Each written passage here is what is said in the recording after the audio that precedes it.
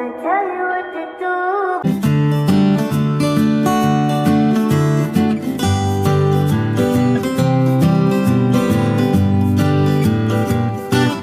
Wabarakatuh. Halo teman-teman semuanya. Ketemu lagi dengan saya Fitri Novianti dari kelas 11 IPA 1 SMA Negeri 3 Bungu di podcast Titik 3. Tentunya kali ini saya nggak sendirian. Nampak banget kalau jomblo ya teman-teman. Nah, oke, bercanda. Saya ditemani dengan teman saya, Fatana Nur Alim. Hai, dia adalah seorang siswi di kelas 11 IPA 1 SMA Negeri 3 Bungu. Kali ini kita bakalan bahas tentang lembaga ADB, IDB, dan GNB. Nah, penasaran kan gimana pembahasannya? Makanya tetap saya di podcast Titik 3 ya. Oke, Fatona, apa kabar? Baik Fitri, apa kabar denganmu? Baik juga nih, alhamdulillah. Oke, senang banget podcast Titik 3 bisa kedatangan narasumber yang asli dari sumbernya. Pada kesempatan kali ini, kita akan bincang-bincang santai membahas tentang ADB, IDB, dan GNB. Pembahasan tentang ADB dan IDB. Nah, apa aja sih yang Fatona tahu tentang ADB sama IDB? Jadi jika ADB itu atau yang sering disebut dengan Bank Pembangunan Asia yang didirikan pada tanggal 19 Desember 1966 dengan tujuan untuk mendorong pertumbuhan ekonomi dan kerjasama ekonomi dengan cara memberikan pinjaman atau bantuan teknis kepada pemerintah maupun swasta di negara yang sedang berkembang di Asia dan Pasifik. Nah, ADB ini berpusat di Manila, Filipina. Sedangkan dengan IDB itu sendiri atau yang sering kita kenal dengan Bank Pembangunan Islam adalah lembaga keuangan multilateral yang didirikan pada tahun 1975 untuk meningkatkan kualitas kehidupan sosial ekonomi negara anggota dan masyarakat Islam di negara bukan anggota yang berlandaskan dengan prinsip syariah. Nah, IDB ini sendiri beranggota 57 negara dengan pemegang saham terbesar di Arab Saudi. Oke, Fatona, Putri mau nanya nih, tujuan dari kedua lembaga itu sendiri apa sih?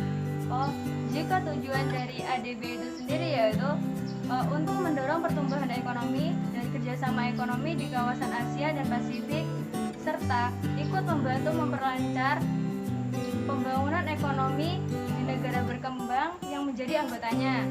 Nah, anggota dari ADB ini sendiri terdiri dari negara di kawasan Asia, yaitu Asia Timur yang berada di Tiongkok dan sekitarnya, serta Pasifik Selatan. Nah, sedangkan tujuan dari pendirian IDB itu sendiri yaitu untuk membantu meningkatkan perkembangan dan kemajuan pembangunan ekonomi negara-negara anggota, serta untuk meningkatkan kesejahteraan masyarakat baik secara individu maupun kelompok berdasarkan prinsip syariat. Pengertian udah, tujuan udah. Sekarang fungsinya dong dijelasin. Jadi fungsi untuk mencapai tujuan ADB itu sendiri yaitu memberikan pinjaman dan investasi modal, memberikan bantuan teknis, serta mempromosikan investasi untuk sektor publik maupun swasta. Nah, untuk fungsi dari IDB itu sendiri yaitu memberikan pembiayaan berdasarkan prinsip-prinsip Islami untuk pembangunan ekonomi, terutama untuk proyek-proyek yang dapat meningkatkan kualitas hidup masyarakat. Oke, gimana teman-teman? Pastinya tambah paham nih dengan apa ADB dan IDB itu sendiri. Jadi nih teman-teman, ADB atau Bank Pembangunan Asia adalah bank yang bertujuan untuk memajukan ekonomi di kawasan Asia dan Pasifik.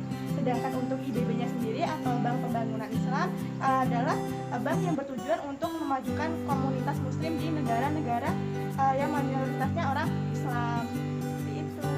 Pastinya Sobat Titik 3 makin paham nih tentang ADB dan IDB itu apa. Pembahasan tentang gerakan non-blok. Apa aja sih yang Fitri ketahui tentang GNB atau gerakan non-blok itu? Oke, jadi latar belakang sendiri dari GNB ini adalah gerakan yang dipelopori oleh negara-negara dunia ketiga yang beranggotakan lebih dari 100 negara yang berusaha menjalankan kebijakan luar negeri. Nah, kebijakan luar negeri dari negara-negara tersebut adalah dengan tidak memihak blok barat ataupun blok timur. Lahirnya organisasi ini dilatar belakangi oleh kekhawatiran para pemimpin negara dunia ketiga terhadap munculnya ketegangan dunia karena persaingan kedua blok tersebut. Kan tadi sudah dijelaskan apa itu latar belakang GNB itu sendiri. Nah, sekarang siapa aja sih pelopor pendiri GNB itu?